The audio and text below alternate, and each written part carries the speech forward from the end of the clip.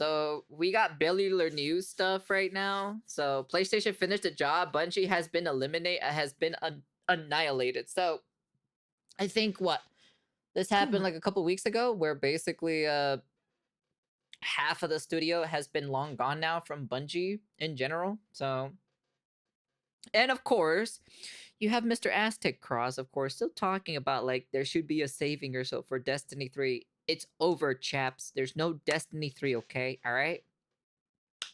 If it's gonna happen, it's gonna be made by a different studio. I don't think it's gonna be made by the same people, but who knows? Like I said, Bungie is pretty much almost a like dead in the water kind of type of situation. So, well, let's see if there's any more information behind the news, behind the scenes anyway. PlayStation just came out and said that they want to, quote, revitalize the market for live service games. So their CEO just said. And you may think that's a bit strange because they did just kill one of their biggest live services, Destiny 2.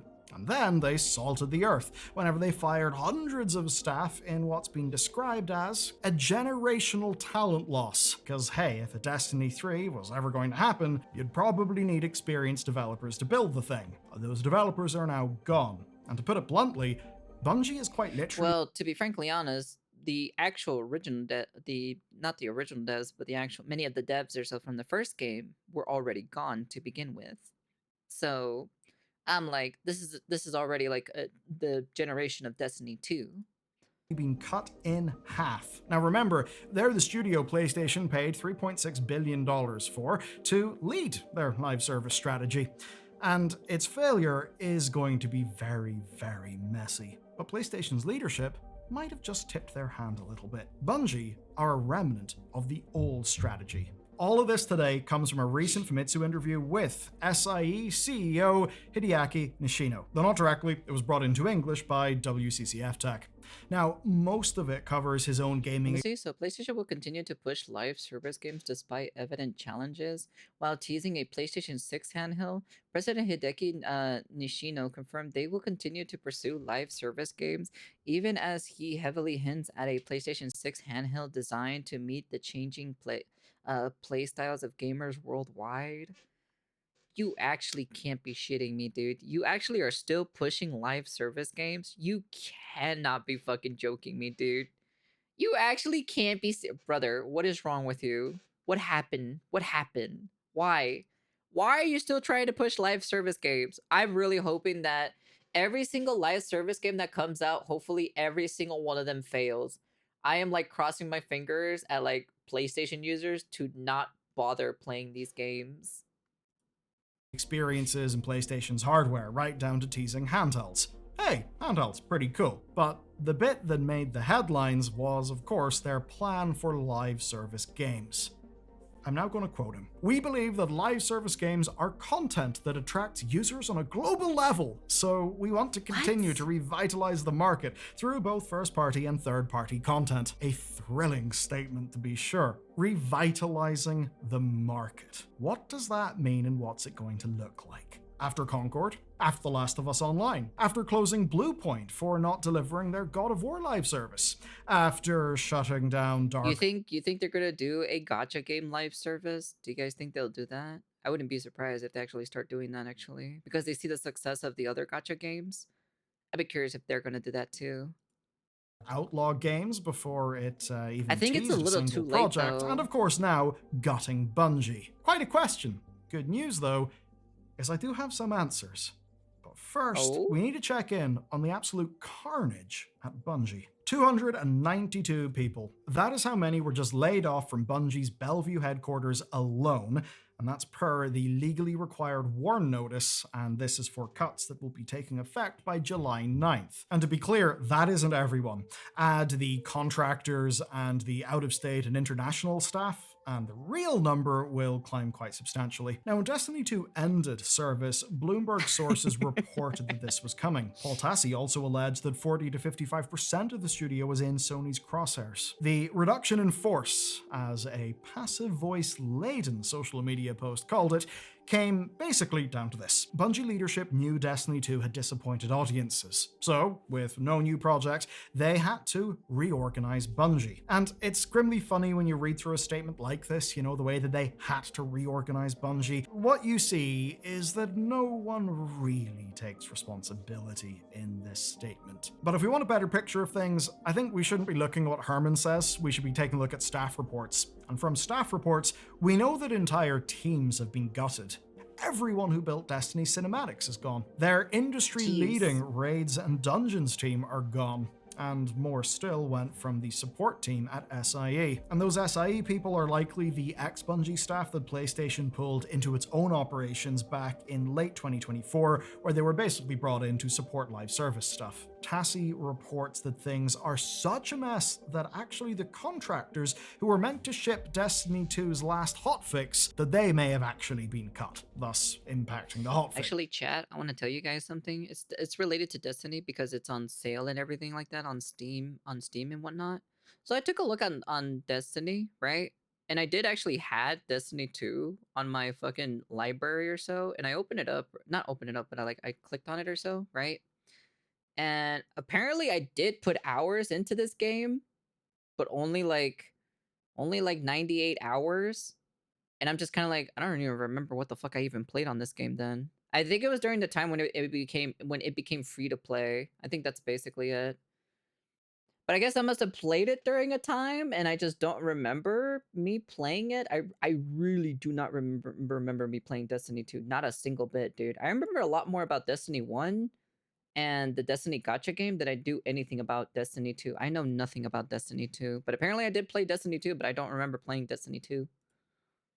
But it does make sense, because the people in charge of Bungie aren't in a better state. And if you read the warn notice, you see it's a decapitation. Title after title marked senior and up across the wider Bungie organization and even Marathon. Co-founder Jason Jones is out as chief vision officer.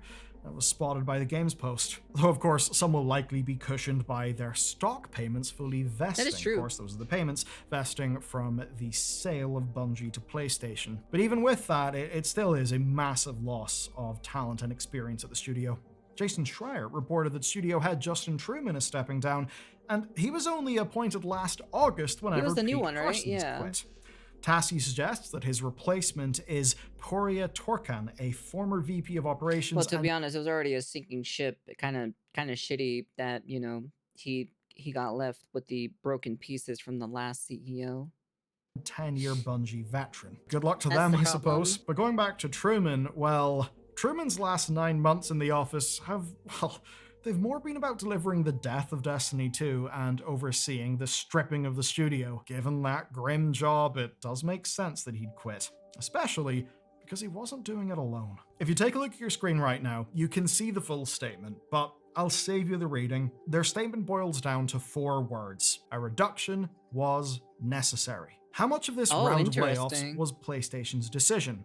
And why would PlayStation gut Bungie, people with live service experience, whenever they also want to revitalize the market for live service? So you're saying that this was not PlayStation's decision, that this was Bungie decision?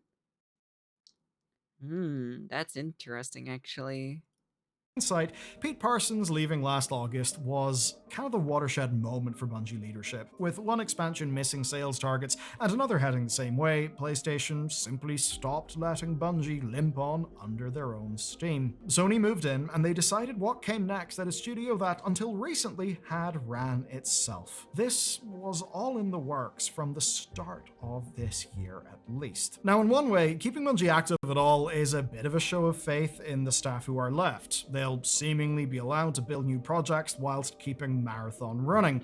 But in another sense, it is far too little, far too late. Bungie's ex-leadership aren't paying the price for their poor choices, or for PlayStation's hands-off attitude that let all of this fester. Of course, the Bungie leadership's leverage has been, say, threat of legal action, the sort of thing that's kept them employed until now, or at least long enough for their stock options to vest. Remember, they're not the people who really built these games, who maybe tried to build, say, the playful community-building prototypes and pitches that have been going around the internet lately.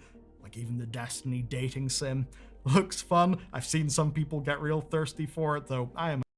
Leadership gave a very hard no. The devs say leadership rejected a Destiny dating simulator. Former Bungie community member Leanna Rupert dropped this piece of trivia on players after seeing a fan expressing interest in a Destiny dating sim. Fun fact, the team actually made one, but leadership gave a very hard no, and it felt that nobody wanted romance or silliness. Very Dream Daddy inspired. It was fun getting to be a small part of it. Are people really asking for a fucking Destiny dating simulator game? Ugh, that Destiny community ain't looking so good, to be honest, if you're asking for this. Imagine most of those things were a bit more serious. And ultimately, it's the staff who've been failed badly enough to, lose their jobs, who are the people They actually robbed me suffering of my here. But what about the things Ikora? that are left? Shut We do the have fuck Holst's up, dude. line Nobody's about, asking quote, for that. resource needs and role within our broader portfolio strategy. We know from reports that Fair Games has been in trouble for years, with leadership leaving and then Insider Gaming reporting that playtests, quote, can't find the fun, which is a bit of a problem when you're making a game. Well, that's the problem with some of these games in general. They always focus on the whole competitiveness on these games, and they don't really focus on games being fun, you know? Like, especially, there's been always some games or so, they always try to focus on the esports aspect or the other part of the aspect of gaming instead of it just being fun for everybody, you know? That's what I'm saying. They've lost the How much meaning. experience just walked out the door from Bungie? Senior leadership who have actually delivered projects. Designers who, even though there have been problems with Destiny, ultimately did set the bar for how a game feels to play. That Bungie gunplay is goddamn amazing. Keeping all of those people on would have been logistical chaos. Finding work for everyone to do, managing all of that. And it sure would have been expensive in terms of the old monthly burn rate. But surely One of that these beats days the we'll play alternative, the story which and has whatnot, essentially just or been whatever losing the that game has talent left anyways, for I should say. good. Whatever Bungie tries to build next, and whatever PlayStation greenlights, it will be weaker for all of these losses. And then there's the wider PlayStation Live service strategy, which suffers, which will be trusted less now. Or, and this is the turn in this video that I maybe forecasted earlier, the old strategy would have suffered a lot, but the old strategy is just that, the old one. We've been a little dishonest, but hey, it's for the sake of storytelling. You see, we didn't give you everything from the Nishino interview earlier, and that's because when you see what he spends most of his answer on, it explains exactly what he means by revitalizing live service. Remember, he framed first-party and third-party content as the way to revitalize the market. And to do that, he points to two specific games. Those are Genshin Impact and Marvel Tokon Fighting Souls. Genshin was, of course, a PlayStation exclusive for 4 years. And Xbox reportedly missed out on the deal there. Really? But it's a perfect example of a live service that works for PlayStation. PlayStation collects 30% of all revenue generated in the game on their platform. And that— Wait, really? I never knew about that. What the fuck? That's crazy, dude. What the hell? of course includes payments in return for in-game currency in free live service games. In the interview, Nishino talks about running a promotion for 10% more in-game currency if you bought it on a new PS5. And I think that's just a perfect example of why it's so good. Oh, is this their strategy or so? They want to do more live service shit, quotation marks? Is this their actual shit that they're trying to do? Interesting. For Sony. Think about it, right? No game development costs, no game development salaries to pay. Just, keeping the integration working and the game supported. It's basically free money, unlike— Would they do it for the other gacha games like NTE? Well, I don't know if NTE is on PlayStation or so, but like Silver Palace, fucking whatever the other specific games coming out in the future. Like there is that gacha game or so that's a Souls-like gacha game that's going to be coming out. I'd be curious on that. Ananta is also part of the PlayStation thing too as well. So Ananta is also going to be part of their ecosystem for live service games. Any of that money you would have got from Destiny because you have to spend a lot of money to get that money. Very much not the case in something like Genshin Impact. That philosophy pays off with Tokon as well. It's the next PlayStation Live Service game, and Nishino is 100% wearing his marketing hat here rather than talking about the further out things like, say, Fair Games or Horizon Hunters Gathering. That game is not going to do very well. That's all I got to say about that. Most of us kind of presume are a bit doomed. But there is then a second piece, and that is Arc System Works. And I bring them up because they're privately held. They're the people who make Marvel Tokon Fighting Souls. And they're not owned by Sony. That means that Sony doesn't have to pay those salaries, doesn't have to pay those pensions. Yes, they... Oh, so basically... Oh, so this is their new market strategy. It's basically like have other developers do their shit instead of having to pay their own developers themselves to do it. Basically outsourcing it. Outsourcing their IPs. We're back to the outsourcing topic in general. Pay money to that company to develop the game, and the company will pay for all of those things. But for Sony, it's pretty great. They just get to be a publisher who contracts out an outside team to make a game that suits their historical strengths. It's fantastically risk limited for them, because if the whole thing goes foobar, they can cut it off, and the bag they're left holding is a lot cheaper than, say, the Bungie bag. And it's exactly what they did with their biggest live service success, Helldivers 2. Arrowhead's not a Sony-owned studio, that was just a regular old publishing contract. And doing it that way strips out so much risk from PlayStation's side. Tokon can bomb, and yes, it will reflect badly in PlayStation, but all they lose is their investment. There's no ongoing stock vesting, no severance, none of the bad press from laying off all those staff. And if it pays off, they win anyway, through, of course, the sales and the ongoing cut. And so this focus, as we see in these two games, is our clearest picture of what a new PlayStation Live service strategy could look like. And it's very different to the one that Jim Ryan kicked off. We've been holding to the principle that Marathon has to live so that audiences will trust that PlayStation Live services like Tokon will be supported. If PlayStation cuts investment, then so will players. But based on this interview, what they're going to do is just mitigate risk. There will be platform landlordism to keep revenues high, and of course, outside developers to limit their costs. In-house live services aren't dead yet. Guerrilla's Horizon game and Fair Games are still going, as is Marathon. But as PlayStation reckon with years of bets that haven't paid off, exemplified by, of course, the promises that Bungie's leadership made to PlayStation, and how they very much didn't come true. While the skullduggery may have been done by Bungie leadership, it is, and we must always remember, the staff who are paying the price here. And that matters to you, because the Destiny team spent over a decade running one of the biggest live services on the planet. That means that they learned the most important and hardest type of lesson. Real ones that were painful because they were goddamn expensive. And that's the type of lesson that someone actually learns from in a way that sticks, because the stakes were real. The success was real. The failure was real. That's the experience PlayStation's live service future actually needs to be successful, and it's the experience they just cut loose. Because PlayStation won't carry a single cost it doesn't have to, even if doing so may sabotage their future. Because that's tomorrow's problem. The market's responding to today. As if to validate that closing statement that they won't carry a cost they don't have to, well, they've killed physical discs. Actually killed them. And you can learn about it. Yeah, that's very true. Next. Yeah, I definitely want to take a look at that too as well.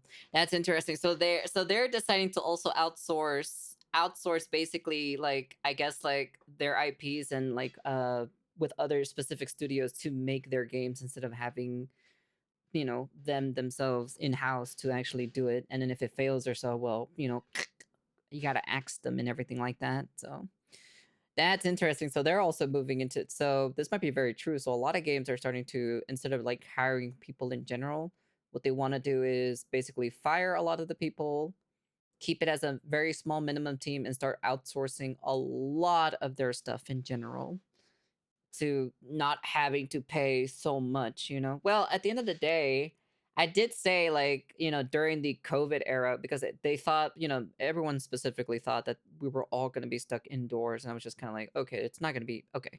It's not true. Okay. We're not going to be stuck indoors like for the rest of our lives. Okay. All right. That's not going to happen. Right. And I guess that they were just hiring just a ton of people or so. And now it's kind of like, it's kind of sort of correcting itself to some way because they're kind of over bloated, in my personal opinion. But I don't know, we'll see. I don't know. I feel like there's some down parts to this too as well when it comes to this in general. So, but we'll see what happens. Interesting. So I know Ananta's probably going to be part of that business deal with PlayStation because Ananta, if I remember correctly, Ananta was showing a lot on the PlayStation stuff in general. So I feel like that's what's gonna happen. That's the only reason why, because it's not coming on mobile, because it's only coming out only on PlayStation and PC. I don't think I heard anything about Xbox related stuff, and then it'll come out on mobile later. I remember that specific conversation with Ananta. So my question is Silver Palace gonna be the same thing? Question mark. I don't know if it's coming out on console or not. I have no idea. I have no information on that specifically, but yeah, but they're gonna make money either way, so they're gonna make money on their cosmetic aspect. That's why. You don't think they're not gonna make money off some other typical way? I'm like, they did show like a ton of cosmetic stuff, which wouldn't be surprising if they start charging that. So they're gonna find one way or another to charge nickel and dime you. So unless it's a literally full blown game and they charge you like, I don't know, 60, $70 or so for that game, but I doubt it though. So that's the thing. I don't know how Silver Palace is gonna come into it. So it's very interesting to be hearing that Genshin Impact was the one that gave them a certain percentage, which I kind of forgot that they had like exclusive stuff or so on the PlayStation side of Genshin Impact. Probably shark cards like GTA 5. Actually, I wouldn't be surprised if they do something like that. They're so super similar to GTA. I would not be surprised. Like sports cars, maybe like certain cosmetic, limited cosmetic stuff. See, I don't know, maybe seasonal stuff. Maybe I'm not too sure. Unless they do like like what they did with what's the video game called?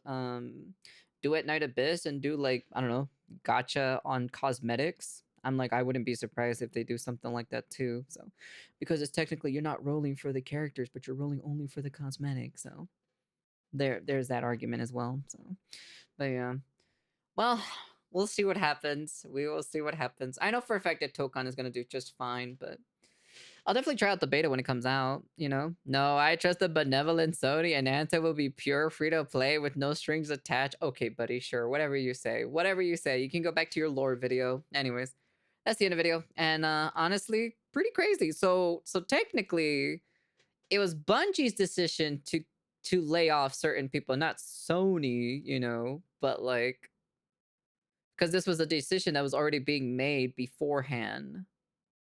That's very interesting. Very interesting indeed. And peace.